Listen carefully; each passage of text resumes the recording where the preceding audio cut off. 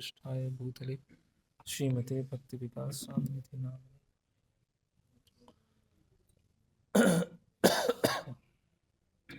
ओम नमो भगवते वासुदेवाय। ओम नमो भगवते वासुदेवाय। ओम नमो भगवते वासुदेवाय।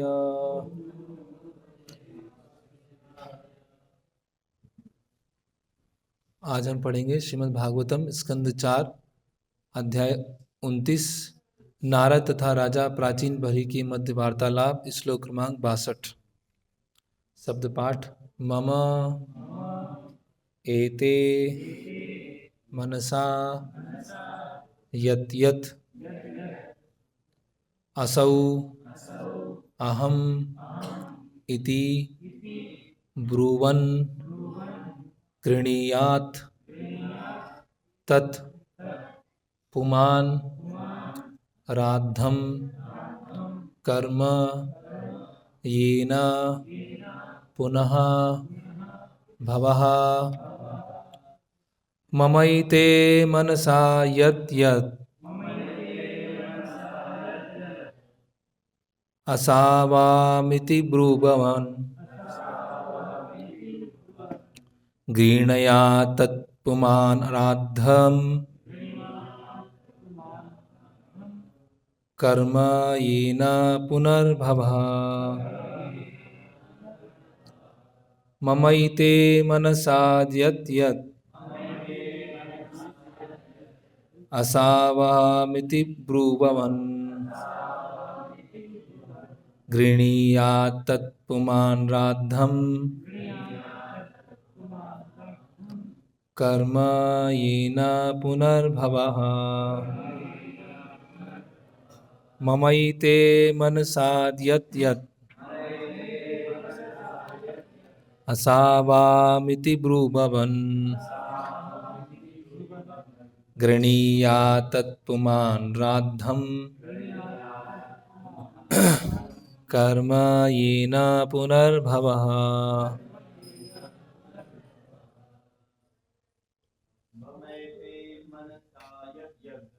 ऐसा यत् यत् असावहं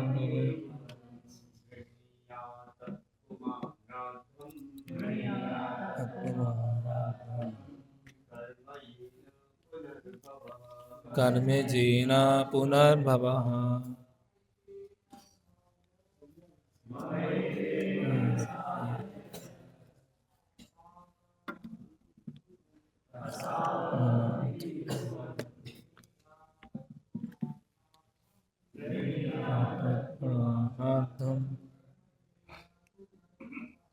कर्म येन पुनर्भवः।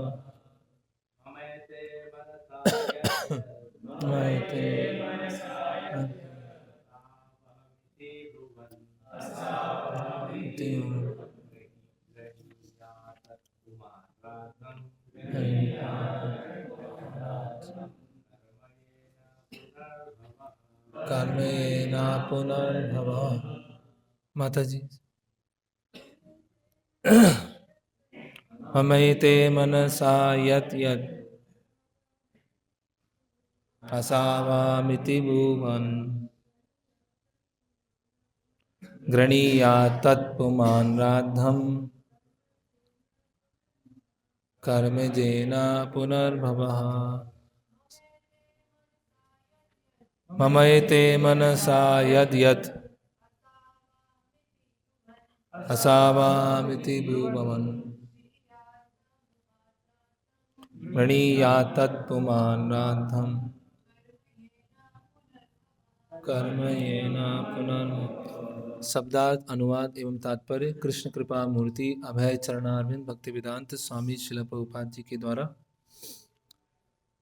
मम मेरा एते ये सब मनसा मन से यत यत जो जो असौ वह अहम मैं हूँ इति इस प्रकार ब्रुवन स्वीकार करते हुए गृणीयात अपने ऊपर ले लेता है, तत् वह, पुमान जीव, राद्धम पूर्ण, कर्म कर्म, येन जिससे, पुनः फिर, भवः संसार। अनुवाद: जीव इस देहात्म बुद्धि के अंतर्गत कार्य करता है कि मैं यह हूँ, मैं वह हूँ, यह मेरा कर्तव्य है, अतः मैं इसे करूँगा। ये सब मानसिक संस्कार है और सारे कर्म अस्थायी है। फिर भी भगवान के अनुग्रह से जीव को अपने समस्त मनोरथ पूरे करने का अवसर प्राप्त होता है, इसलिए उसे दूसरा शरीर प्राप्त होता है। तात्पर्य: जब तक मनुष्य देहात्म बुद्धि में लीन रहता है तब तक उसके सारे कार्य उसी स्तर पर संपन्न होते हैं। इसे समझना कठिन नहीं है। संसार में हम देख रहे हैं कि प्रत्येक राष्ट्र अन्य राष्ट्र को पिछाड़ देना चाह रहा है और प्रत्येक व्यक्ति अपने संगी व्यक्ति से आगे बढ़ना चाहता है। ये सारे कार्य सभ्यता की प्रगति के नाम पर चल रहे हैं। शरीर को सुखी बनाने की अनेक योजनाएं हैं जो स्थूल शरीर के नष्ट होने पर सूक्ष्म शरीर तक पहुंचती हैं। यह तथ्य नहीं है कि स्थूल शरीर के नष्ट हो जाने पर जीव भी नष्ट हो जाता है। यद्यपि अनेक महान दार्शनिकों तथा शिक्षकों की यह मान्यता है कि शरीर के नष्ट होने पर सब कुछ नष्ट हो जाता है, किंतु यह सच तथ्य नहीं है। इस श्लोक में नारद मुनि का कथन है कि मृत्यु आने पर मनुष्य अपनी योजनाएं अपने साथ लेता जाता है, गृणीयात, और इन योजनाओं को संपन्न करने के लिए उसे दूसरा शरीर प्राप्त होता है। यही पुनर्भवा कहलाता है। जब स्थूल शरीर नष्ट हो जाता है तो जीव की सारी योजनाएं मन द्वारा ग्रहण कर ली जाती हैं और भगवत अनुग्रह से जीव को अगले जन्म में इन योजनाओं को साकार करने का अवसर प्राप्त होता है। यह कर्म का विधान कहलाता है। जब तक मन कर्म विधान में लिप्त रहता है उसे अगले जीवन में एक विशेष प्रकार का शरीर धारण करना पड़ता है। इस शरीर को सुखी या दुखी बनाने के लिए किए गए कार्यों का समुच्चय कर्म है। हमने सचमुच ये देखा है कि जब एक सज्जन मरने वाले थे तो उन्होंने अपने डॉक्टर से कहा कि वह उन्हें 4 वर्षों तक और जीवित रखने का अवसर प्रदान करें जिससे वे अपनी योजनाएं पूरी कर सकें। इसका अर्थ यह हुआ कि वे सज्जन मरते समय अपनी योजनाओं के विषय में सोच रहे थे। अपनी मृत्यु के बाद वह व्यक्ति अपनी योजनाएं अपने सूक्ष्म शरीर द्वारा, जो मन, बुद्धि तथा अहंकार से बना है, अपने साथ लेता गया। इस प्रकार परमात्मा के अनुग्रह से जो हमारे हृदय में सदैव विद्यमान है उसे दूसरा अवसर प्राप्त होगा। सर्वस्य चाहम हृदय सन्निविष्टो मत्ता स्मृतिम ज्ञानम अपोहनम च। अगले जन्म में उसे परमात्मा से स्मृति प्राप्त होती है और वह विगत जीवन की योजनाओं को संपन्न करने लगता है। भगवद गीता के एक अन्य श्लोक 18:61 में भी इसकी व्याख्या की गई है। ईश्वरा सर्वभूतानां हृदय से अर्जुन तिष्ठति, ब्राह्मण सर्वभूतानि यंत्रारूढ़ानि मायया। यह, हे अर्जुन, परमेश्वर सबों के हृदय में स्थित है और उन समस्त जीवों को जो मानो माया से निर्मित यंत्र पर आरूढ़ हैं घूमने का निर्देश कर रहा है। प्रकृति द्वारा प्रदत्त वाहन पर आसीन तथा अंतःकरण से परमात्मा द्वारा याद दिलाए जाने पर यह जीव अपनी योजनाओं की पूर्ति के लिए ब्रह्मांड भर में यह सोचते हुए संघर्ष करता रहता है, मैं ब्राह्मण हूँ, मैं क्षत्रिय हूँ, मैं अमेरिकी हूँ, मैं भारतीय हूँ इत्यादि। ये सारी उपाधियाँ एक जैसी हैं। एक अमेरिकी की अपेक्षा एक ब्राह्मण होने या निग्रो की अपेक्षा एक अमेरिकी बनने में कोई लाभ नहीं है। असल में यह सब प्रकृति के गुणों के अंतर्गत देहात्म बुद्धि है। ओम ज्ञानतिमिरन्धस्य ज्ञानंजनं शलाकया चक्षुरुन्मिलितं येन तस्मै श्री गुरुवे नमः। श्री चैतन्य मनोभीष्टं स्थापितं येन भूतले स्वयं रूप कदा मह्यं ददाति स्वापदान्तिकं। वन्देऽहं श्रीगुरो श्रीयुतपदकमलं श्रीगुरून् वैष्णवांश्च श्रीरूपं साग्रजातं सहगण रघुनाथान्वितं सजीवं साद्वैतं सावधूतं परिजनसहितं कृष्णचैतन्यदेवं श्री राधा कृष्ण पादान सहग ललिता श्री विशाखान्वितांश्च। नमः ओं विष्णुपादाय कृष्ण पृष्ठाय भूतले श्रीमते भक्तिवेदांत स्वामिनिति नामने नमस्ते सारस्वते देवे गौरवाणी प्रचारणे निर्विशेष शून्यवादी पाश्चात्य देशे तारणे। जय श्री कृष्ण चैतन्य प्रभु नित्यानंद श्री अद्वैत गदाधर शिवासादि गौर भक्त वृंद। हरे कृष्णा कृष्णा कृष्णा हरे हरे, हरे राम राम राम हरे हरे। हरे कृष्णा। तो यहाँ पर नारद मुनि विस्तार से बता रहे हैं कि पुनर्जन्म कैसे होता है और मृत्यु के समय व्यक्ति की क्या चेतना होती है, इसको कैसे रोका जा सकता है।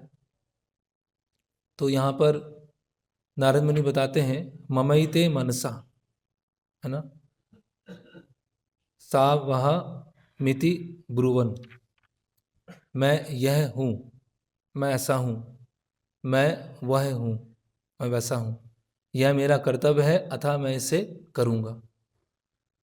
तो हमारे जैसे जैसे इंद्रियां हैं इस संसार में कार्य करती हैं, है ना, ज्ञानेंद्रियां हैं, कर्मेंद्रियां हैं, आँखों से हम देखते हैं, कान से सुनते हैं, जीवा से टेस्ट लेते हैं, तो ये सब संस्कार बनते जाते हैं, ये हमारी चेतना में संस्कार बनते जाते हैं।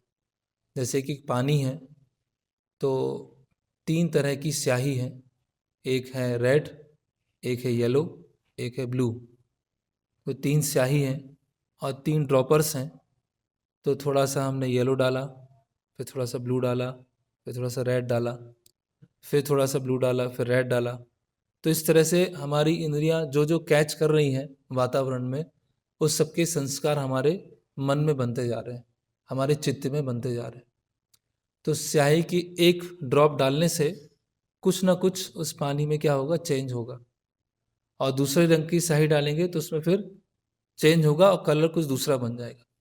तो उसी तरह से जो हमारी चेतना है, जो अलग अलग इंद्रियों के माध्यम से ज्ञान लेती है या कार्य करती है, उन सब की चेतना हमारे मन में बनती जाती है, उनके संस्कार बनते जाते हैं, उसको बोलते हैं संस्कार। संस्कार मतलब प्रभुपाद यहाँ लिख रहे हैं मानसिक संस्कार। संस्कार मतलब इम्प्रेशन, इम्प्रेशंस, इम्प्रेशंस मतलब छाप, कि हमारे मन पर, हमारे चित्त पर, चित्त भी बोल सकते हैं, मन और चित्त एक समान ही है। तो हमारे मन और चित्त पे छाप बनती जाती है, बहुत सारी छाप बनती जाती है, बहुत सारी इच्छाएं बनती जाती है, बनती जाती है, बनती जाती है। और इच्छाओं का एक दूसरा रूप क्या है, योजनाएं, अलग अलग तरह की योजनाएं। जैसे प्रभुपाद यहाँ बता रहे हैं हमने देखा है कि एक व्यक्ति मरने वाला है और डॉक्टर से बोल रहा है कि मेरे 4 साल और बढ़वा दीजिए क्योंकि मेरी बहुत सारी योजनाएं बाकी हैं। तो भगवान हमारी जो योजनाएं हैं या हमारी जो इच्छाएं पूरी नहीं हुई हैं उसको देखते हैं, और हमारा कितना कर्म फल है, कितना पाप और पुण्य हमने किया है वो देखते हैं, और उसके द्वारा अगला शरीर प्रदान करते हैं। तो अगले शरीर में क्या होता है, इस शरीर में अगले शरीर में क्या अंतर है, केवल स्थूल शरीर का अंतर है, सूक्ष्म शरीर वही है। जब जीव इस भौतिक जगत में आता है तो उसको जो मन प्राप्त होता है, जो उसको बुद्धि प्राप्त होती है, और जो उसको मिथ्या अहंकार होता है, वो ही चला जा रहा होता है, वही चल रहा है। तो पहली बार जब ऐसा शास्त्र में बताया गया है कि ब्रह्मा जी का जब शरीर मिला तो उस समय जो मन है, बुद्धि है, मिथ्या अहंकार है, वही मन अभी भी है, वही बुद्धि अभी भी है, वो मिथ्या अहंकार अभी भी है, केवल स्थूल शरीर क्या है, बदल रहा है। तो मन कैसे आत्मा को अलग अलग स्थान पर ले जाता है, क्योंकि मन में क्या है, बहुत सारी इच्छाएं, और कैसी इच्छाएं, अपूर्ण इच्छाएं, और अपूर्ण इच्छाओं को हम संस्कार या छाप या इम्प्रेशंस बता सकते हैं। तो यहाँ पर नारद मुनि बोल रहे हैं कि जो आत्मा है, व्यष्टि आत्मा है, वो क्या सोचता है, मैं यह हूं, है ना, मैं ये हूं, अहम ममेति, मैं और मेरा। तो श्रील भक्तिविनोद ठाकुर एक संसार की डेफिनेशन देते हैं, किसको बोलते हैं संसार, क्या है संसार, क्या ये भौतिक जगत है, वो भी एक संसार है। जो ब्रह्मांड है वो भी एक संसार है, और जो हम संसार में पृथ्वी पर रह रहे हैं वो भी एक संसार है। वो संसार क्या है? तो श्रील भक्तिविनोद ठाकुर बोलते हैं कि मैं और मेरे से बना हुआ जो जगत व्यापार है उसको बोलते हैं संसार। मैं और मेरे से बना हुआ जो जगत व्यापार है उसको बोलते हैं संसार। मतलब मैं और मेरे से बने हुआ जो हम एक्टिविटीज करते हैं या जो पहचान बनाते हैं वो है संसार, है ना। तो शंकराचार्य लिखते हैं, वयसे गते का काम विकारा, शुष्के नीरे का कासारा, क्षीणे वित्ते का परिवारा, ज्ञाते तत्वे का संसार। कि तो बता रहे हैं शंकराचार्य कि उम्र जैसे जैसे बढ़ती जाती है तो फिर काम कैसे पूरा होगा? काम की इच्छाएं होंगी लेकिन वो पूरी नहीं हो पाएंगी।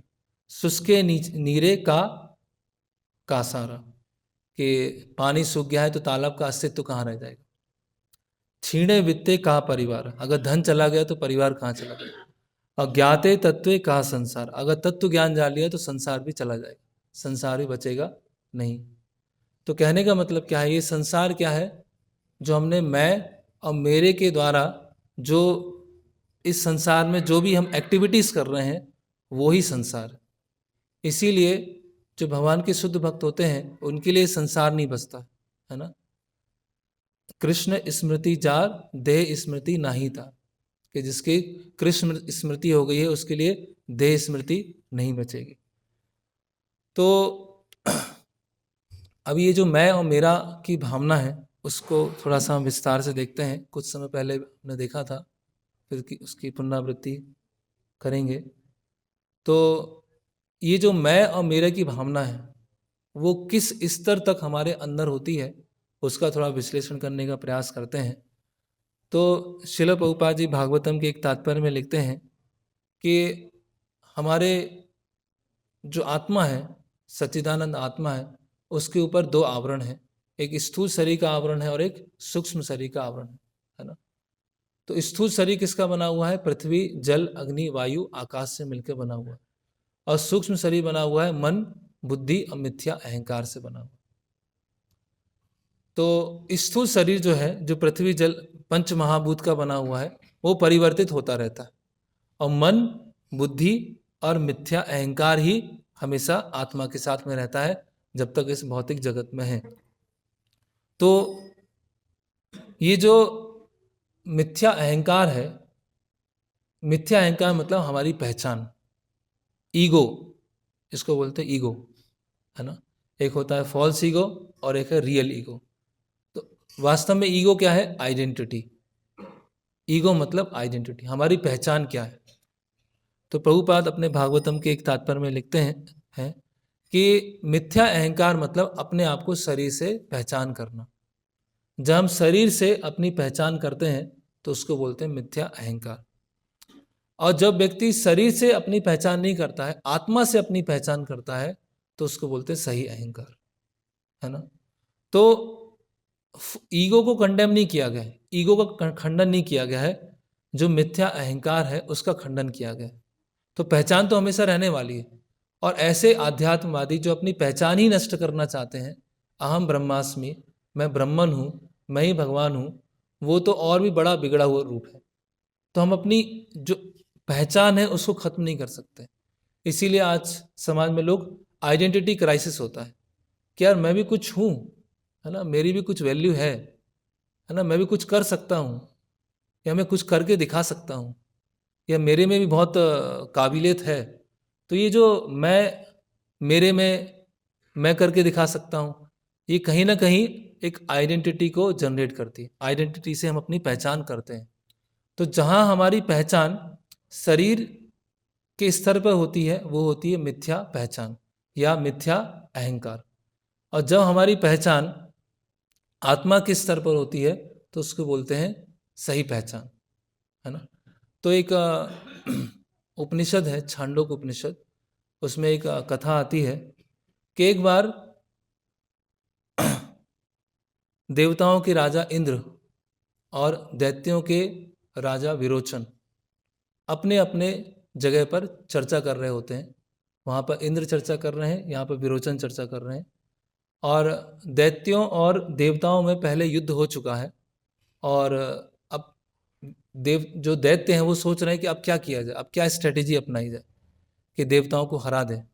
और वहाँ पर जो देवताओं के देवतागण हैं वो सोच रहे हैं कि युद्ध करने की आवश्यकता क्यों पड़ती है, बार बार युद्ध ना हो तो अच्छा है। तो शुक्राचार्य बोलते हैं दैत्यों के गुरु कि आप ब्रह्मा जी के पास में जाइए और आत्मज्ञान लेके आइए, स्वयं के बारे में जान के आइए। और यहाँ पर बृहस्पति बोलते हैं इंद्र को कि आप जाइए, पहले खुद के बारे में ज्ञान लेके आइए ब्रह्मा जी से, और उसके बाद हम बात करेंगे कि युद्ध रुक क्यों नहीं रहा है। अभी दोनों इंद्र और विरोचन पहुँच जाते हैं ब्रह्मा जी के पास में, और दोनों बोलते हैं कि हे प्रजापति, मुझे जानना है स्वयं के बारे में, मैं कौन हूँ, मेरी पहचान क्या है, क्या मेरी पहचान है वो मैं जानना चाहता हूँ। तो ब्रह्मा जी बोलते हैं कि आपको 32 वर्षों तक ब्रह्मचर्य व्रत का पालन करना होगा, और उसके बाद मैं इसका आंसर दूंगा कि आप लोग कौन हैं, आपकी पहचान क्या है। तो वो कई वर्षों तक ब्रह्मचर्य व्रत का पालन करते हैं, और इंद्र और विरोचन दोनों आते हैं और ब्रह्मा जी से बोलते हैं कि अब बताइए हम लोग कौन हैं, हमारी पहचान क्या है। तो ब्रह्मा जी बोलते हैं कि आप एक दूसरे की आंख में देखिए, और जो दिखाई देता है वही आप हो। तो वो एक दूसरे की आंख में देखते हैं तो खुद को देखते हैं।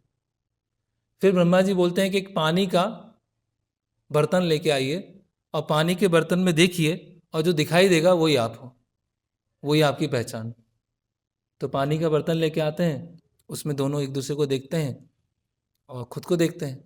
फिर ब्रह्मा जी बोलते हैं कि आप अच्छे वस्त्र पहनिए और आभूषण पहनिए, उसके बाद खुद को देखिए, जिसको देखोगे वही आप हो। तो फिर से वो अच्छे वस्त्र पहनते हैं, आभूषण पहनते हैं और खुद को देखते हैं। तो ब्रह्मा जी बोलते हैं देखो आप लोग क्या है, शरीर हो, ये जान लो कि आपकी पहचान क्या है, शरीर है। तो विरोचन बहुत खुश हो जाता है, बोलता है कि ठीक है मैं तो शरीर हूँ, जाता हूँ, मुझे आत्मज्ञान मिल गया। और दैत्यों के पास पहुंच जाता है, बोलता है हम सब क्या है, शरीर हैं, और शरीर को सुख देना ही हमारे जीवन का लक्ष्य है। मैं आत्मज्ञान लेके आया हूँ, और शरीर के आराम और शरीर के लिए जो प्रयास किए जाते हैं वो खुद के लिए प्रयास किए जाते हैं। शरीर के जो सुख होते हैं खुद के सुख होते हैं, शरीर के जो दुख होते हैं खुद के दुख होते हैं। आज मैंने आत्मज्ञान ले लिया। और इंद्र है वहां से चले जाते हैं। तो इंद्र पहुंचते हैं, इंद्र बोलते हैं कि मैंने तो सुना है कि आत्मा हमेशा आनंदित रहती है, तो शरीर को तो दुख भी आएगा, शरीर को पीड़ा भी होगी, है ना, शरीर को तो चोट भी लगती है, और शरीर की एक दिन मृत्यु हो जाएगी, शरीर तो हमेशा नहीं रहने वाला। तो लगता है ब्रह्मा जी ने पूरा आत्मज्ञान बताया नहीं अभी, मैं फिर से जाता हूँ। तो इंद्र जाते हैं दोबारा ब्रह्मा जी के पास कि आपने बताया है जो कि हम सब शरीर हैं, तो ये तो ठीक नहीं है, हमारी पहचान कुछ दूसरी है। तो ब्रह्मा जी बोलते हैं कि फिर कई वर्षों तक आप ब्रह्मचर्य का पालन कीजिए, और उसके बाद मैं बताऊंगा कि आप कौन हो, आपकी पहचान क्या है। तो फिर कुछ वर्ष बीत जाते हैं, इंद्र पहुंचते हैं और ब्रह्मा जी बोलते हैं कि स्वप्न के समय जो विचार आते हैं और इन विचारों से जो आप आनंद का अनुभव करते हैं वो आप हैं। जब आप सो जाते हैं और जब स्वप्न आते हैं और स्वप्न के समय जो आप विचार करते हैं वो आपकी वास्तव में पहचान है। तो इंद्र खुश होते हैं, अच्छा मैं ये हूँ, सही बात है, शरीर तो सो गया, स्थूल शरीर तो सो गया है, अब मैं मन में क्या कर रहा हूँ, विचार कर रहा हूँ। इंद्र फिर वहाँ से चले जाते हैं। अब बीच में फिर उनके मन में आता है कि जब हम विचार करते हैं तो विचारों में भी कभी कभी दुखी होते हैं, विचारों में बहुत पीड़ा होती है, किसी ने आघात कर दिया है तो उसके बारे में सोचते रहते हैं। लेकिन मैंने सुना है कि हमारा अस्तित्व आनंदमय है, तो इसीलिए ब्रह्मा जी ने क्या है, पूरी जानकारी नहीं दी है। अब मुझे दोबारा ब्रह्मा जी के पास जाना होगा। तो ब्रह्मा जी बोलते हैं ठीक है, अभी दोबारा आए हो तो फिर से कुछ वर्ष तपस्या करो, फिर आना मेरे पास, फिर मैं बताऊंगा तुम हो कौन। फिर इंद्र कुछ समय, कुछ सालों के, वर्षों के बाद आते हैं, बोलते हैं ब्रह्मा जी कि जब आप सो जाते हैं और जब कोई इच्छा नहीं बचती है वो आप हो। जब आप सो जाते हैं और आप कोई विचार नहीं कर रहे हैं और उस समय जो अस्तित्व बचा हुआ है वो आप है। तो इंद्र बोलते हैं अच्छा ऐसा है, इच्छा भी चली गई, शरीर भी सो गया, ये मैं हूँ। तो फिर इंद्र चले जाते हैं, फिर पहुँचते हैं कि जब मैं सो गया और जब मैं समझ नहीं पा रहा हूँ अपने आप को, तो वो मैं कैसे हुआ, मैं तो कुछ दूसरा हूँगा।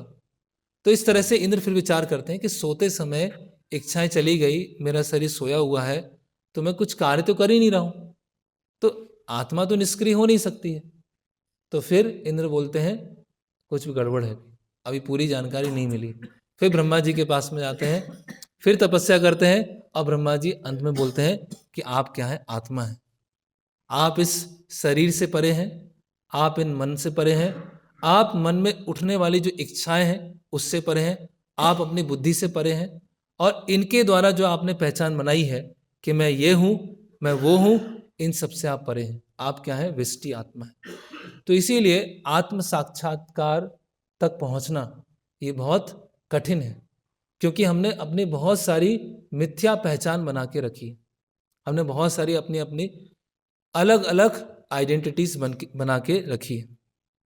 और ये जो आइडेंटिटी है, जो फॉल्स आइडेंटिटी है, वो क्या है, हमारा मिथ्या अहंकार। अब मिथ्या अहंकार ऐसा है कि हमने अपने आप को उससे इतना पहचान बना लिया है, इतने क्लोज जा चुके हैं मिथ्या अहंकार के, कि हमें लगता ही नहीं है कि हम कोई दूसरे हैं और हमारी जो गलत पहचान है वो कुछ दूसरा है ना। हर व्यक्ति अपने आप को बहुत विशेष समझता है, बहुत स्पेशल समझता है, अपने आप को क्या समझता है, बहुत, हम सब अपने आप को बहुत यूनिक समझते हैं कि मैं बहुत यूनिक हूँ, मैं बहुत यूनिक तरह से कार्य करता हूँ, मेरी बहुत यूनिक पहचान है, और मैं बहुत इम्पोर्टेंट व्यक्ति हूँ, मेरे जैसा कोई इम्पोर्टेंट व्यक्ति कोई है ही नहीं यहाँ पर। तो अपने आप को इम्पोर्टेंट समझना, यूनिक समझना, स्पेशल समझना, ये सब क्या है, मिथ्या अहंकार के प्रकटीकरण। यही हमको, यही इंप्रेशंस जो हैं, यही संस्कार हमारा अगले जन्म कराने के लिए हमें बाध्य कराते हैं। तो आगे बताया जा रहा है कि इस सूक्ष्म शरीर में हम बहुत सारी पहचानें स्टोर करके रखते हैं। मृत्यु आती है और मृत्यु के शरीर पर, मृत्यु के समय पर स्थूल शरीर खत्म हो जाता है, और ये जो हमारी पहचानें होती हैं अगले शरीर में ट्रांसफर होती है, और अगले शरीर में कुछ समय तक इच्छाएं बनती जाती हैं और आइडेंटिटीज बनती जाती हैं, और यही मिथ्या अहंकार हमें दूसरे अगले शरीर में ले जाता है। अभी भगवान जो हैं कृपावश क्या करते हैं, ये हमारी उपाधियों को या हमारी इच्छा को भुला देते हैं।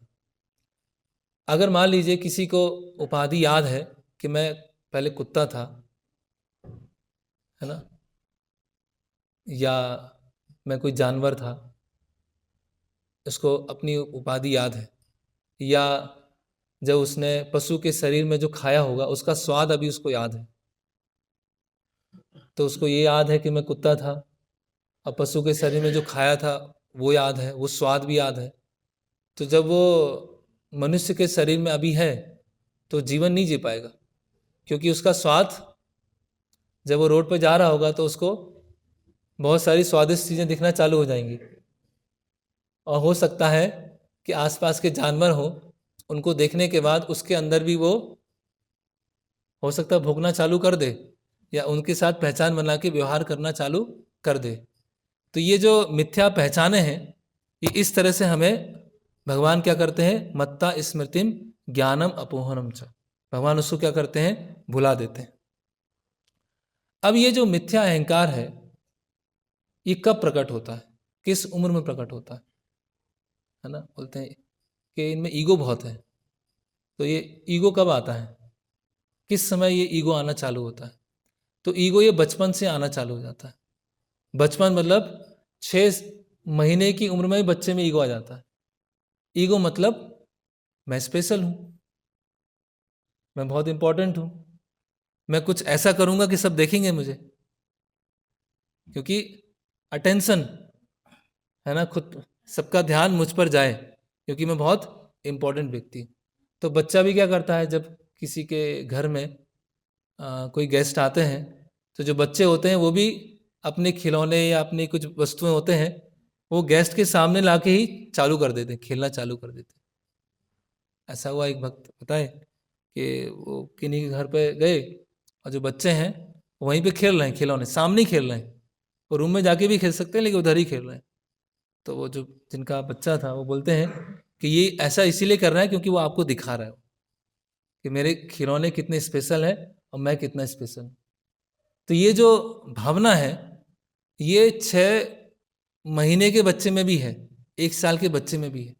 और जैसे जैसे उम्र बढ़ती जाती है बढ़ती जाती बढ़ती जाती है, हमारी पहचानें और बढ़ती जाती बढ़ती जाती, हम बहुत सारी चीज़ों से अपने आप को आइडेंटिफाई करना चालू कर देते हैं, है ना। जैसे प्रभुपाद इसके तात्पर्य में बता रहे हैं, मैं इंडियन हूँ, अमेरिकन हूँ, स्त्री हूँ, पुरुष हूँ, डॉक्टर हूँ, इंजीनियर हूँ, आर्किटेक्ट हूँ, है ना, लॉयर हूँ, ये सब अलग अलग उपाधियाँ आना चालू हो जाती और उस उपाधियों से हम अपने आप को और अधिक आइडेंटिफाई करना चालू कर देते हैं। और जब कृष्ण भावनामृत आंदोलन में आते हैं तो वहाँ भी उपाधियाँ होती हैं, है ना। ब्रह्मचारी, गृहस्थ, जैसे प्रभुपाद तात्पर्य में लिखे कि ब्राह्मण, है ना, वैश्य, क्षत्रिय, शूद्र, संकीर्तन leader, vice president, president, temple commander, head cook, festival festival leader, है ना, डिपार्टमेंट लीडर, एरिया लीडर, हर जगह कुछ ना कुछ उपाधियां मिलना चालू हो जाती है, थोड़ा थोड़ा कुछ कुछ उपाधि मिलना चालू हो जाती है। महाराज परम पूज्य भक्ति विकास महाराज अपने प्रवचन में बताते हैं कि बांग्लादेश में थे और 5 ब्रह्मचारी थे और पांचों के पांचों हेड थे डिपार्टमेंट के। एक सेंट्रल क्लीनिंग डिपार्टमेंट था, उसके हेड थे। तो वो जो सेंट्रल क्लीनिंग डिपार्टमेंट के हेड हैं वो क्या करते थे, रोज टॉयलेट क्लीन करते थे रोज पोछा लगाते थे, है ना, रोज शू स्टोर को क्लीन करते थे। लेकिन वो सेंट्रल क्लीनिंग डिपार्टमेंट के हेड थे और उनके अंडर में और कोई नहीं था, केवल हेड ही थे, पूरी बॉडी गायब थी, केवल ऊपर ही वही हेड है। तो हर व्यक्ति को क्या चाहिए, थोड़ा सा उपाधि चाहिए, उसको लगना चाहिए कि मैंने कुछ किया, मैंने कुछ स्पेशल किया, मैं कुछ सबसे हटके हूं, है ना, मैंने लीक से हटके करके दिखाया और मैंने प्रूफ करके दिखा दिया कि देखो मेरे अंदर कुछ है। तो ये सब चीजें हमारी क्या है, गलत पहचान के कारण। ये सब हमें कैसा है, जैसे वो कपड़ा होता है, कपड़े के ऊपर डामर लग गया तो डामर को क्या होता है, छुड़ाना क्या होता है, बहुत मुश्किल होता है। उसको कितना भी साफ करो, उसको ब्रश लगाओ, उसको सर्फ में डालो, उसके ऊपर कैरोसिन से उसको धो, लेकिन वो निकल नहीं पाता, है ना। जैसे वो उदाहरण दिया गया भागवतम में कि शराब की बोतल है, उस शराब की बोतल से शराब को गिरा दिया, निकाल दिया, लेकिन उसमें स्मेल आती रहेगी। और उस शराब की बोतल को बंद करके अगर गंगा जल में डालेंगे और गंगा जल में 3-4 डुबकियां लगा देंगे, लेकिन शराब की बोतल के अंदर शराब की जो स्मेल है वो हमेशा रहेगी, है ना। उसी तरह से हम कितना भी अलग अलग तरह से शुद्धिकरण का उपाय कर लें, लेकिन हमारे अंदर जो मिथ्या अहंकार है या जो गलत पहचान है उससे हम निकलने का प्रयास नहीं करते हैं, तो हम उधर से एक कदम भी आगे वहां से नहीं बढ़ रहे हैं। तो फिर आगे श्रील प्रभुपाद जी बताते हैं कि ये मिथ्या अहंकार कैसा है जैसे कि सर्दियों में किसी ने शर्ट पहना है और ऊपर से कोट पहना है, शरीर है, शरीर के ऊपर शर्ट है और ऊपर कोट है। तो जो कोट है वह स्थूल शरीर और जो शर्ट है वह है सूक्ष्म शरीर, और जो व्यक्ति खुद है वह है आत्मा।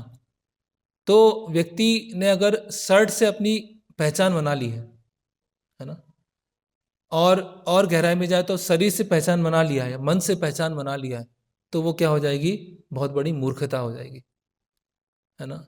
ये कैसा हो जाएगा, एक पागलपन जैसा हो जाएगा, है ना। जैसे मान लीजिए पागल व्यक्ति क्या होता है, किस व्यक्ति को पागल बोलेंगे? पागल व्यक्ति वो है जिसको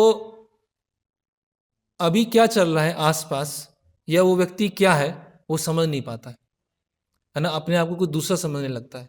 मैं गांधी हूँ, मैं हिटलर हूँ, मैं नेपोलियन हूँ। वो पागल व्यक्ति का जो मानसिक संतुलन है वो खो बैठता है, और मानसिक संतुलन खो बैठने के कारण वो कुछ अलग अलग तरह से क्रियाएं करने लगता है। तो इस संसार में सब पागल हैं। संसार में क्या है? सब पागल है। कोई अधिक पागल है, कोई कम पागल है। या ऐसा बोल सकते हैं, कोई आउटराइटली पागल है और कोई सोफिस्टिकेटेड पागल है। लेकिन पागल तो दोनों ही हैं, क्योंकि दोनों ने ही अपनी गलत पहचान बना के रखी।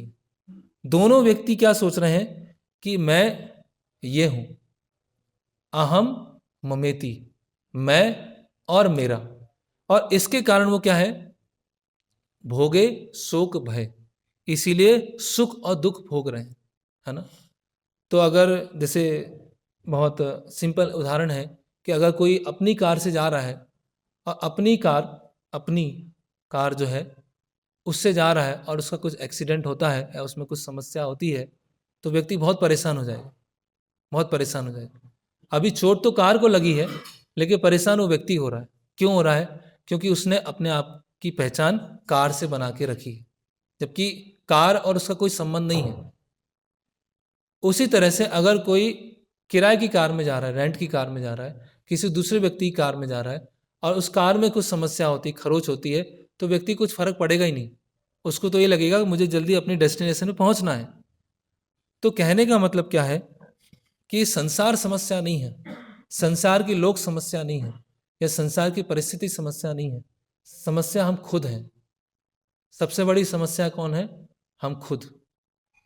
और हम खुद जो अपने आध्यात्मिक प्रगति में सबसे बड़ी समस्या हम खुद हैं। खुद मतलब हमारी गलत पहचानें, हमारी गलत आइडेंटिटीज।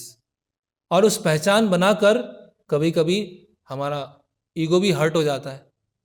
ऐसा होता है, कभी कभी ईगो हर्ट हो जाता है। तो हर्ट क्यों हुआ? किसको हर्ट हुआ? किसको हर्ट हुआ? किसी ने शर्ट लिया और शर्ट को चाटा मारा। एक शर्ट है, शर्ट को चाटा मार दिया, तो कुछ हुआ? व्यक्ति को कुछ हुआ? नहीं हुआ। वो शर्ट है वो तो उसी तरह से कब कब ईगो हर्ट हो जाता है?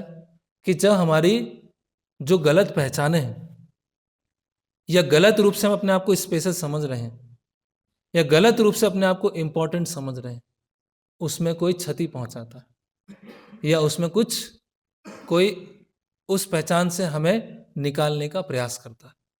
तो इसकी वजह से क्या हो जाता है? ईगो हर्ट हो जाता है। तो अगर ईगो हर्ट हो रहा है तो इसका मतलब अभी भी हम क्या हैं?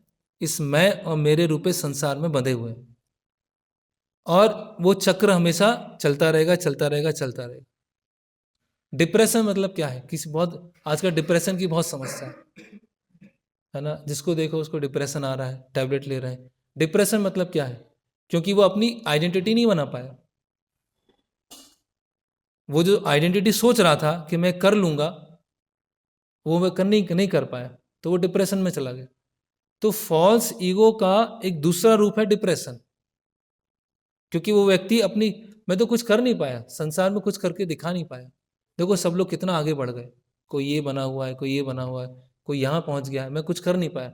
तो मैं क्या कर लेता हूँ? सुसाइड कर लेता हूँ, है ना। तो पहले डिप्रेशन में गया और अधिक निम्न चेतना में गया और धीरे धीरे से सुसाइड कर लिया। तो ये क्यों आया? क्योंकि उसकी जो गलत पहचान है उसको संतुष्टिकरण उसका नहीं हो पा रहा था।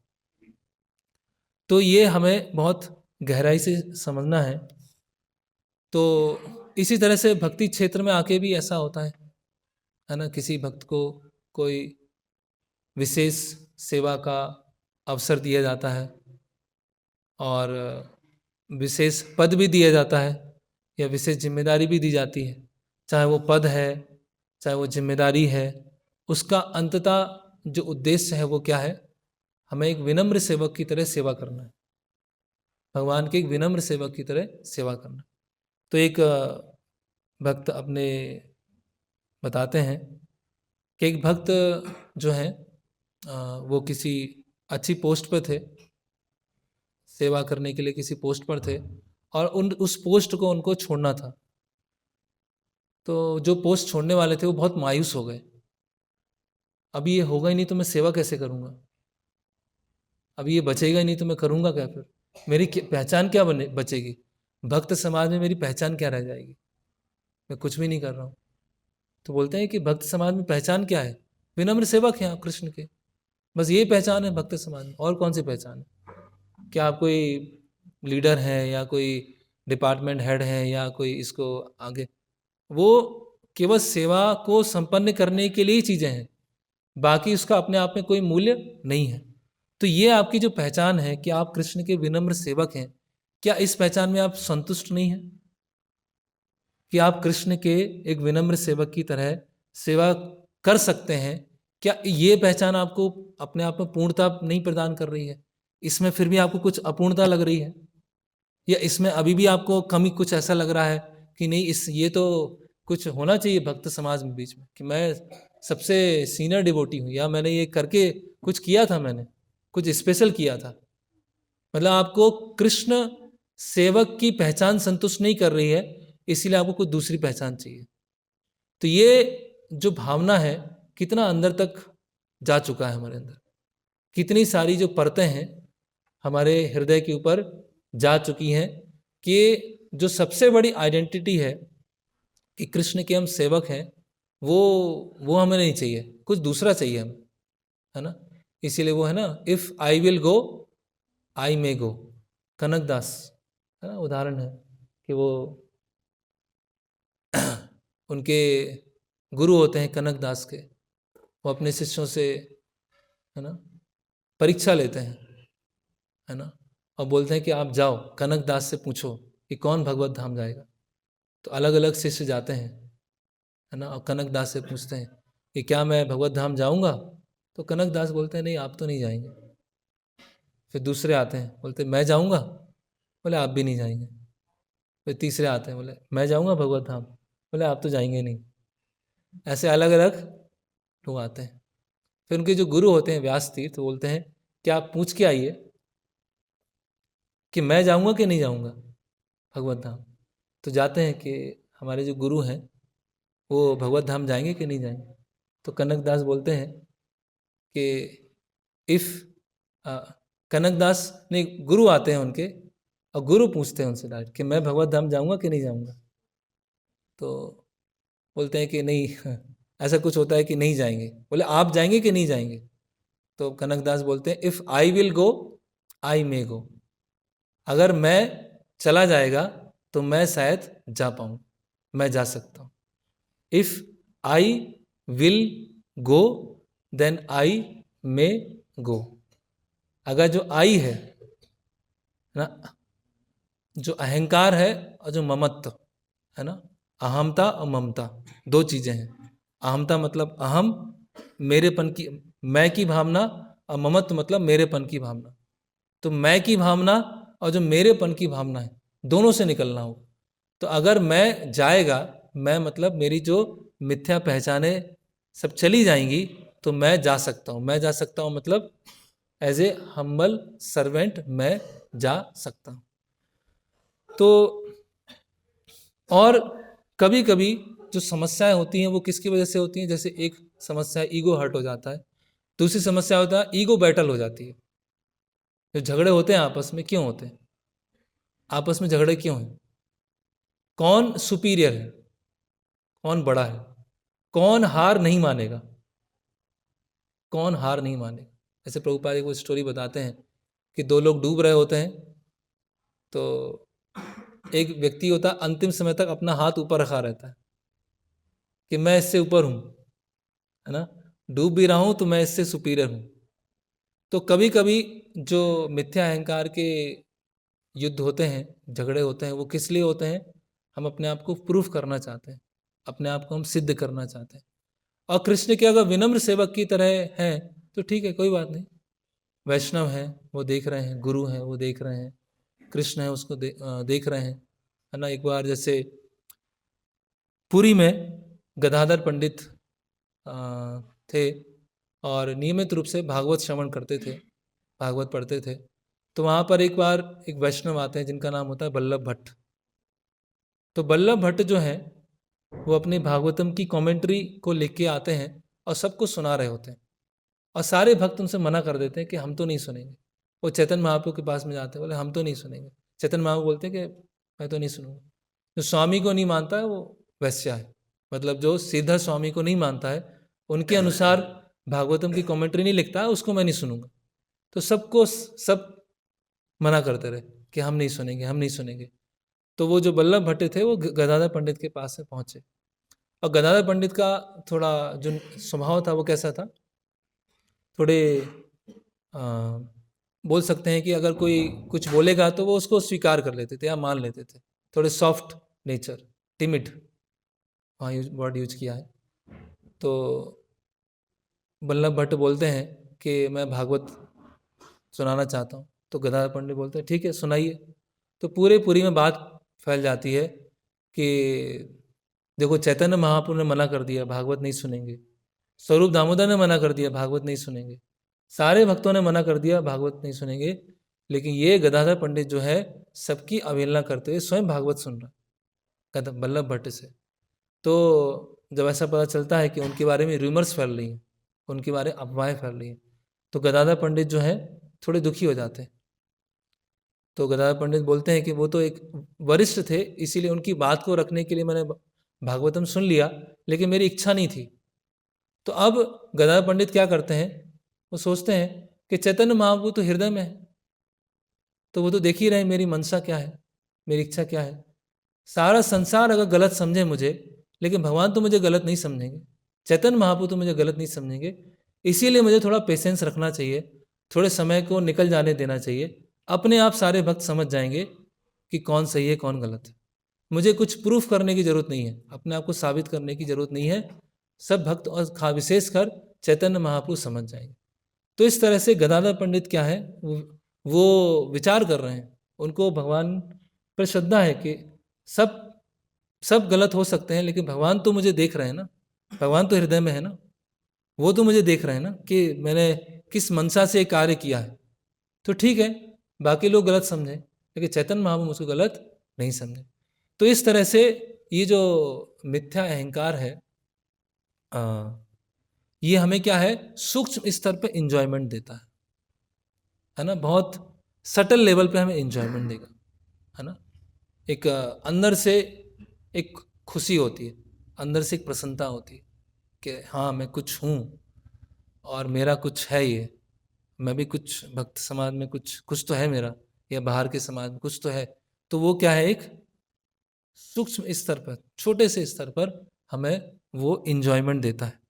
और उस इंजॉयमेंट के लिए हम लड़ भी जाते हैं, और उस इंजॉयमेंट के लिए फिर हमें वही बुरा लग जाता है। बुरा लगना एक बहुत कॉमन चीज़ है, हमें बुरा लग गया। किसको बुरा लगा, किस चीज़ को बुरा लगा, है ना।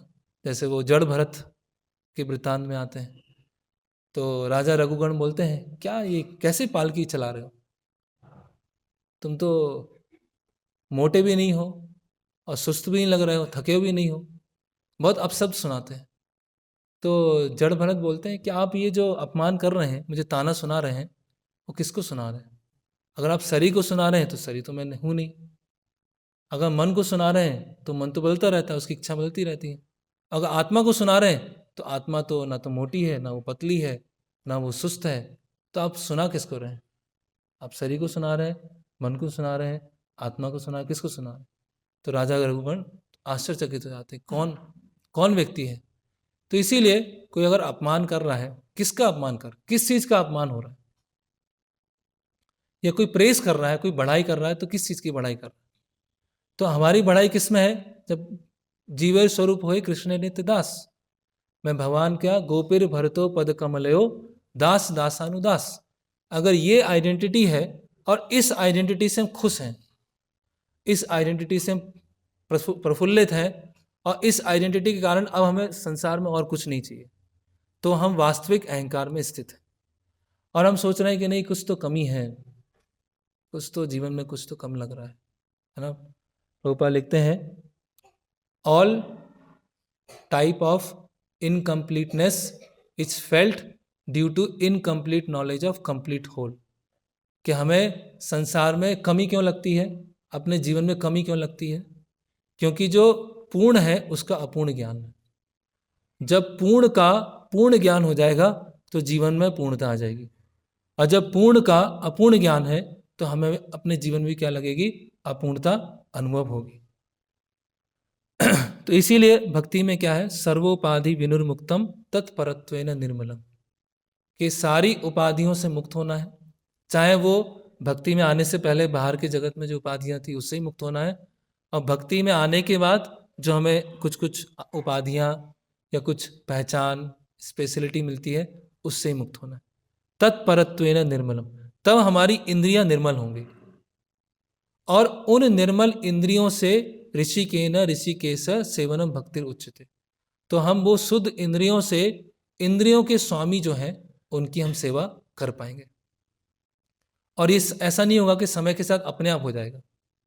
सब भक्ति करते आ रहे हैं, करते आ रहे हैं, करते आ रहे हैं, एक दिन हम अपनी मिथ्या जो पहचान है उससे मुक्त हो जाएंगे, ऐसा कुछ भी नहीं होने वाला। उसके लिए क्या है, यतन तस्सा दृढ़ व्रता, कुछ खुद एंडेवर करना पड़ेगा, खुद हमें समझना पड़ेगा कि मैं कौन सी पहचान में फंसा हुआ हूँ, कौन सी आइडेंटिटी में फंस गया हूँ। और उस आइडेंटिटी के कारण कभी कभी होता है कि कोई भक्त है, सिंसियर भक्त है, बहुत अच्छी सेवा कर रहे हैं, कुछ घटना हुई, कुछ इंसिडेंट हुआ, और उस इंसिडेंट के कारण सेवा करना कम हो गया, सेवा करना बंद हो गया, भक्त संग कम हो गया। अब क्यों हो गया वो, कि उसका कारण क्या है? तो उसकी गहराई में अगर हम देखें तो कहीं ना कहीं हमारी जो गलत पहचान है उस पहचान को ठेस पहुंची है। उस पहचान को ठेस पहुंचने के कारण हम वो सेवा में जितना उत्साह पहले था उतना उत्साह हम नहीं दिखा पा रहे। तो कहीं ना कहीं हमारा जो सेवा करने का मोटिव है प्योर भी है और उसमें थोड़ा सा दूषण भी है, थोड़ा मिक्स है, सबके अंदर है, सभी के अंदर है। तो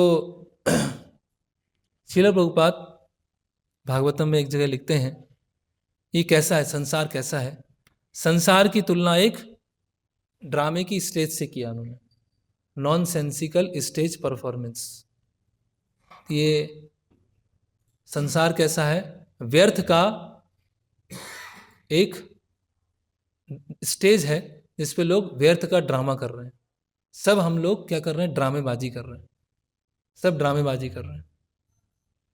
जो सीन नंबर 1 आया तो जब ड्रामा होता है, प्रैक्टिस होती है ना, अलग अलग लोग अलग अलग रोल निभा रहे हैं, है ना, उनको पता है मैं ये नहीं हूँ, रोल तो मुझे कुछ समय के लिए मिला है, बहुत सारे प्रॉप्स तैयार हो रहे हैं, एलईडी स्क्रीन तैयार हो रही है, स्टेज तैयार हो रहा है, अभी हम आए हैं, राजा की ड्रेस पहन के आए, राजा हैं, मंत्री हैं, आपस में लोग बातचीत कर रहे हैं, और फिर सीन 1 क्लोज हो गया, फिर सीन 2 चालू।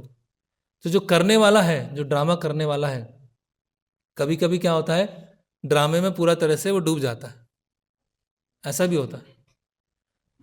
तो कभी कभी ड्रामा के बाद लोग उसको उसी उसी नाम से बुलाना चालू कर देते हैं, जबकि उसने ड्रामा किया है ना।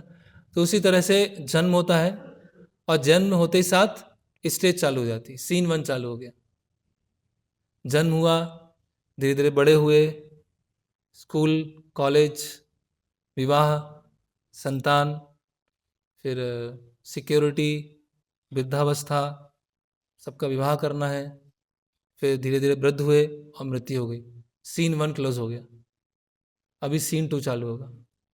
फिर अगला योनि में आएंगे, दूसरी योनि में आएंगे, दूसरी योनि में फिर वो करते जाएंगे, वो ड्रामा चल रहा है, चल रहा है, चल रहा है, फिर वो ड्रामा क्या हो जाएगा, क्लोज हो जाएगा, सीन 3 चालू हो जाएगा। तो अगर कोई व्यक्ति स्टेज पर है और राजा के रोल में है तो कितना सीरियस रहता है वो, अरे मैं, इतने सब लोग देख रहे हैं मुझे, सब ड्रेस ठीक है या नहीं है, मुकुट सही लगा है कि नहीं, मुकुट गिर तो नहीं गया, डायलॉग डिलीवरी बिल्कुल अच्छे से किया कि नहीं किया, और स्टेप सही थे या नहीं थे, कितना सीरियस हो जाता है। तो जो हम ड्रामा कर रहे हैं, जन्म से लेकर मृत्यु तक का ड्रामा, उसमें कितने सीरियस हैं कि मेरी इतनी सारी जिम्मेदारी है, उसको कौन करेगा, मैं नहीं होगा तो कैसे होगी जिम्मेदारी, मैं नहीं होगा तो ये ड्रामा कैसे चलेगा, है ना। अभी तो बहुत सारी चीज़ें करना है। तो वो सब क्या है, केवल एक थिएटर चल रहा है, नॉन सेंसिकल स्टेज परफॉर्मेंस, उसके अलावा और कुछ नहीं है। जैसे ही कर्टन बंद होगा, वो उसको राजा का मुकुट उतारना पड़ेगा, उसको राजा की ड्रेस उतारनी पड़ेगी, उसके राजा के जो जूते हैं वो उतारने पड़ेंगे, और अपनी दूसरी ड्रेस पहननी पड़ेगी। तो इसीलिए जो भी हमने इस संसार में उपाधियां ली हैं वो सब छोड़ना पड़ेगा। मृत्यु आएगी तो कोई भी उपाधि है, केवल एक उपाधि जाएगी। कौन सी उपाधि जाएगी, वो मैं आत्मा हूं और भगवान का दास हूं। अगर उसको हम याद रख पाए तो अच्छा है, अगर याद नहीं रख पाए फिर दूसरा शरीर मिलेगा और दूसरे शरीर में अलग उपाधियों के साथ हमारा जीवन होगा। तो ये ड्रामा करने में हम इतने व्यस्त हो जाते हैं और इस ड्रामे को इतना गंभीरता से ले लेते हैं और इसमें इतना डूब जाते हैं कि उस करेक्टर से अपने आप को आइडेंटिफाई कर लेते हैं। हमारे स्टेज पे जो आसपास के करेक्टर होते हैं उनसे बहुत अपनापन हो जाता है, उनसे बहुत एक लगाव हो जाता है, लेकिन हमको पता नहीं है कि सारे प्लेयर ड्रामे के बाद अपने अपने घर चले जाएंगे, कोई साथ में नहीं है, कोई साथ में नहीं रहने वाला, सब अपने अपने स्थान पर चले जाएंगे। तो हम थोड़ा सा देखते हैं श्रीमद् भागवतम से, बहुत सुंदर वृत्तांत है। जैसे कि जो भरत महाराज हैं, अपना राज्य, अपना समृद्धि, बच्चे, पत्नी, सब कुछ छोड़कर जंगल में आते हैं, ध्यान कर रहे होते हैं। उस समय एक जो हिरणी गर्भवती होती है और पानी पी रही होती है, और शेर दहाड़ता है, और जब शेर दहाड़ता है तो हिरणी जो होती है बच्चे को जन्म देती है और हिरणी की मृत्यु हो जाती है। और जो हिरण होता है, छोटा सा बच्चा होता है, वो नदी में तैर रहा होता है। और जो भरत महाराज जो हैं वो देखते हैं उस हिरण की अवस्था को और उनको उस पर दया आ जाती है और वो बोलते हैं कि भले ही कोई संन्यास ले चुका हो, किंतु जो उन्नत है वह निश्चित रूप से दुखी जीवात्मा के प्रति दया का अनुभव करता है। भले ही संन्यास ले लिया हो, लेकिन दया तो होना चाहिए ना किसी के प्रति। मनुष्य को चाहिए कि शरणागत की रक्षा हेतु अपने बड़े से बड़े स्वार्थ की भी चिंता न करे। तो मैं निस्वार्थ होकर उसकी सेवा करूंगा। किसकी सेवा करूंगा? उस छोटे से हिरण की सेवा करूंगा। अभी भरत महाराज क्या करने लगे? मृग के प्रति आसक्ति बढ़ जाने से महाराज भरत उसी मृग के साथ लेटते, टहलते, स्नान करते, यहां तक कि उसी के साथ खाना भी खाते, और इस प्रकार उनका हृदय मृग के स्नेह में बंध गया और अपने आप को क्या समझने लगे? मृग के साथ आइडेंटिफाई करना उन्होंने चालू किया। मैं इसका रक्षक हूं, मैं इसका पालक हूं, मैं इसको मेंटेन करूंगा। अगर मैं नहीं रहूंगा तो इसका क्या होगा? अगर मैं नहीं रहा तो इसका क्या होगा? मेरे बिना इसका है कौन? मैं ही तो हूं इसका सब कुछ। ऐसे ही बोल रहे हैं। क्या बोलते हैं? और कभी कभी भरत महाराज यदि उस मृग को ना देख पाते तो उसका मन अत्यंत व्याकुल होता। और कहाँ चला गया मेरा बच्चा, कहाँ चला गया? उनकी स्थिति उस कंजूस व्यक्ति के समान हो गई थी जिसे कुछ धन प्राप्त हो गया हो, किंतु उसे खो जाने से वह अत्यंत दुखी हो जाता है। और वो रोने लगते, कभी कभी भरत महाराज रोने लगते अगर उनको मृग दिखाई नहीं देता, है ना। ओहो, यह मृग अब असहाय है। इस मृग ने मुझ पर उसी प्रकार विश्वास किया है। बताते जाते हैं। और जब उनको मृत्यु आने वाली होती है तो इतना अधिक मृग की चेतना में चले गए, इतना अधिक मृग की चेतना में चले गए, उनको अभी समझ में नहीं आ रहा है कि उनके साथ जीवन के साथ क्या हो गया, है ना। और अगला जीवन उनको क्या मिला? हिरण का मिला। तो इसीलिए सोचिए, मृग भरत महाराज तो बहुत कुछ सारी उपाधियों से मुक्त होने के बाद केवल एक हिरण से अटैच हो गए, एक हिरण में उनकी आसक्ति अटक गई और उसकी वजह से क्या हुआ? उनका हिरण का शरीर मिला। तो हमने तो कितनी सारी आसक्तियां बनाई हैं, हमने तो कितनी सारी पहचानें बनाई हैं, है ना। तो हमारी स्थिति क्या होने वाली है? यम यम वापी स्मरम भावम तजंते अंते कलेवरम, कि जो जो स्मृति के साथ में हम शरीर छोड़ेंगे वैसा हमारा जीवन प्राप्त होगा। तो जब हिरण बन जाते हैं, हिरण बनने के बाद उनको समझ में आता है कि मुझसे बहुत बड़ी गलती हो गई, है ना। और गलती होने के बाद फिर वो शरीर त्यागते हैं और फिर जड़ भरत बनते हैं। और जब जड़ भरत की अवस्था आती है तो वो किसी से बात नहीं करते, जो भी करते हैं उल्टा करते हैं। जहाँ गीला है वहाँ सो जाएंगे, वहाँ सूखा है उसको खराब कर देंगे, सब कुछ उल्टा पुल्टा करना चालू कर देते। तो उनका पूरा था कि अब मैं इस संसार से कहीं आसक्त ना हो जाऊं, कोई भी वस्तु से आसक्त ना हो, किसी व्यक्ति से, किसी परिस्थिति से कहीं भी आसक्त ना हो। इस तरह से वो ऊट पटांग पागल जैसा व्यवहार करना चालू कर दिया। इसीलिए उनका नाम क्या रखा गया? जड़ भरत, है ना। और जड़ भरत एक जगह बोलते हैं, जब राजा रघुगण उनके ऊपर ताना मारते हैं और उनका अपमानित करने का प्रयास करते हैं, तो वो बोलते हैं, हे राजन, आपने जो कुछ व्यंग में कहा है वह सचमुच ठीक है। यह मात्र उलाहनापूर्ण शब्द नहीं है, क्योंकि शरीर तो भार ढोने वाला है। शरीर द्वारा ढोया जाने वाला भार मेरा नहीं है, क्योंकि मैं तो आत्मा हूं। मैं पालकी का ढोने वाला नहीं हूं, वह तो शरीर है, मैं थोड़ी ढो रहा हूं, वह तो शरीर ढो रहा है। निसंदेह जैसे आपने संकेत किया कि पालकी ढोने से कोई श्रम तो नहीं किया है, क्योंकि मैं तो शरीर से पृथक हूं। आपने कहा है मैं हष्टपुष्ट नहीं हूं, सही बात है, मैं हष्टपुष्ट नहीं हूं। मैं ना मोटा हूं ना मैं पतला हूं। जहां तक आत्मा का प्रश्न है, ना मैं तो मोटा हूं ना पतला हूं, दुबला हूं। तो ये मोटापा, दुबलापन, कष्ट, भूख, प्यास, भय, कलह, बुढ़ापा, निद्रा, शोक, मोह, क्रोध, आसक्ति, ये सब आत्मा के गुण नहीं है, ये तो सब शरीर के गुण है, या ये सब क्या है? मन के गुण है। तो ना मैं तो मोटा हूं ना पतला हूं, और जो भी आपने कहा है बिल्कुल सही कहा है, मैं इनमें से कुछ भी नहीं हूं। तो इस तरह से हमें अपने मिथ्या अहंकार को पहचानना है, उसके ट्रैप में नहीं फंसना है। वो हमको खींच लेगा, भगवान से दूर कर देगा, उससे बचना है। उसके युद्ध में नहीं उसके युद्ध नहीं लेना है, ईगो बैटल नहीं लेना है, अपने आप को उससे अलग कर लेना है। कृष्ण का सेवक हूँ, बस मुझे वही सेवा करना है, और ना कि किसी अन्य चीज़ का बुरा मानना।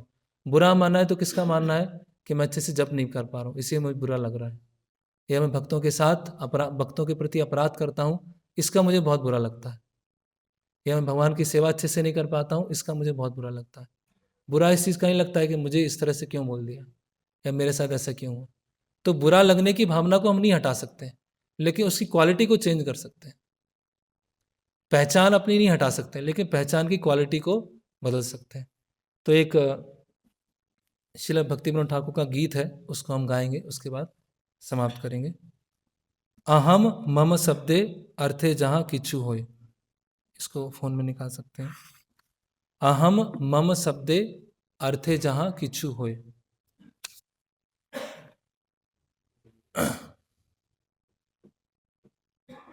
मृदंग करताल।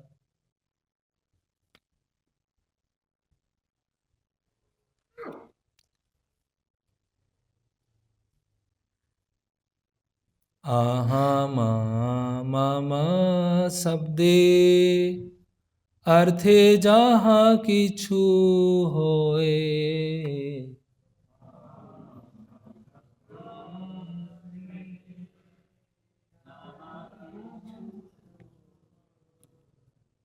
अहम मम शब्दे अर्थे जहाँ किछु होए।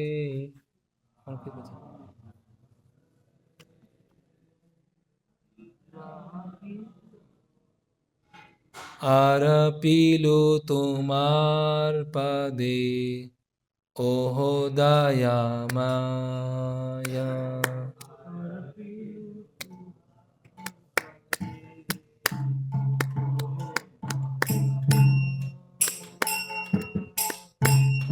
আর পিলু তোমার পদে ওহো দয়া মায়া।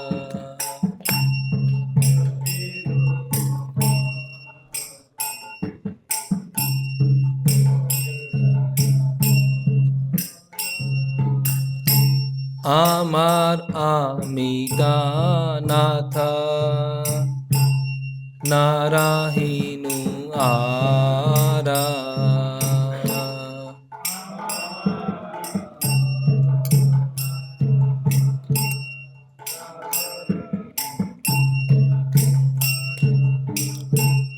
এখানা হাইনু আমি केवल तुम्हारा आईनु आमी केवल तुम्हारा आमी सप्ते देही जीवा अहमता छाड़ीलो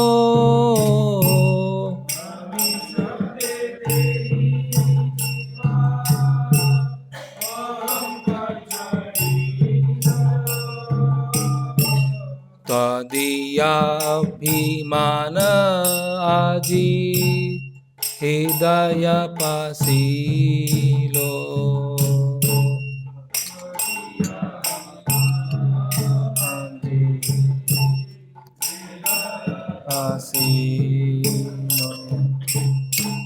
आमार सर्वस्व देह गेह अनुचारा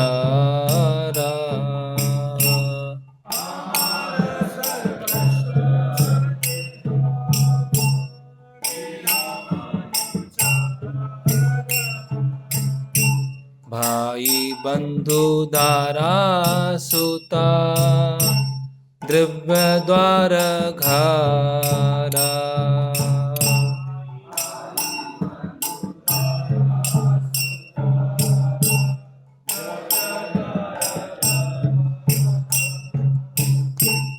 से सब हইলো तब आमी हইনু दासा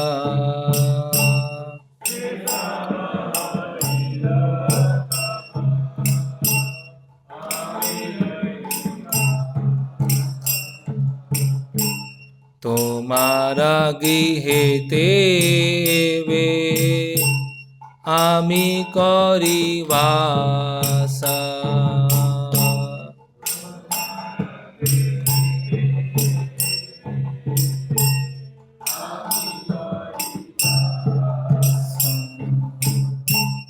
तुमी गृह स्वामी आमी सेवक तुम्हारा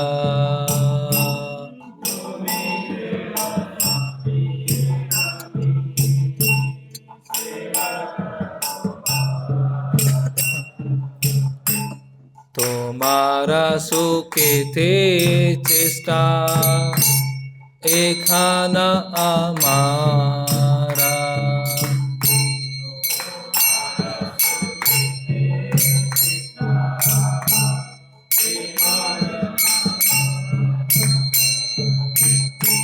स्थूललिंगा देहे मोरा सुकृत कृता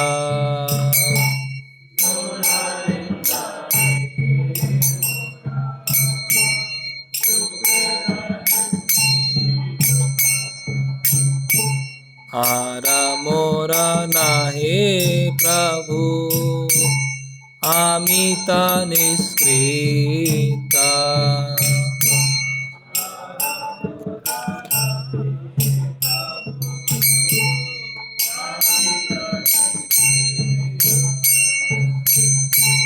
तुम्हारा इच्छाए मोरा इच्छामि साईलो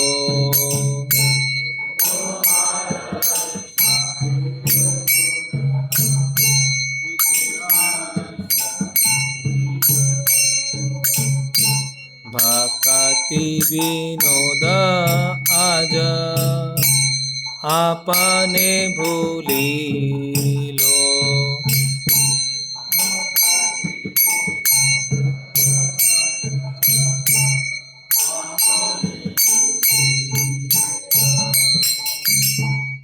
इसका अर्थ यह है, बहुत सुंदर गीत है ये। अहम मम शब्द अर्थे जहाँ किछु होए। अहम मतलब मैं, मम मतलब मेरा। मैं और मेरा शब्द से संबंधित जो कुछ भी है, अर्पिलू तुम्हार पदे ओहे दया में। आज मैंने सब अपने आप को अर्पित कर दिया। जो भी अहम है, जो भी मम है, दोनों ही से संबंधित जो सब चीज़ें हैं मैंने आपको अर्पित कर दिया। अमार आमी तो ना नाथ ना रहीनु। अमार मतलब मेरा, आमी ता नाथ ना रहीन, अब मेरा मेरा भी नहीं रहा है। अमार आमी, तो जिसको मैं मेरा बोलता हूँ वो भी मेरा नहीं है। अमार आमी तनानाथ ना रहीनु आर एकन हईनु आमी केवल तुम्हार। अब जो सब मेरा है वो मेरा भी नहीं है, और केवल क्या हो गया है, केवल मैं आपका हूं और कुछ नहीं। एकन हईनु आमी केवल तुम्हार, आज से मैं केवल आपका हूं और मेरी कोई और दूसरी पहचान नहीं है।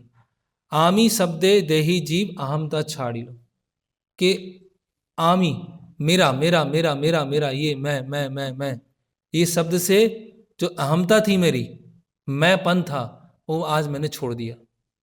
आज मैंने छोड़ दिया, जितना भी मैं था वो सब मैंने छोड़ दिया।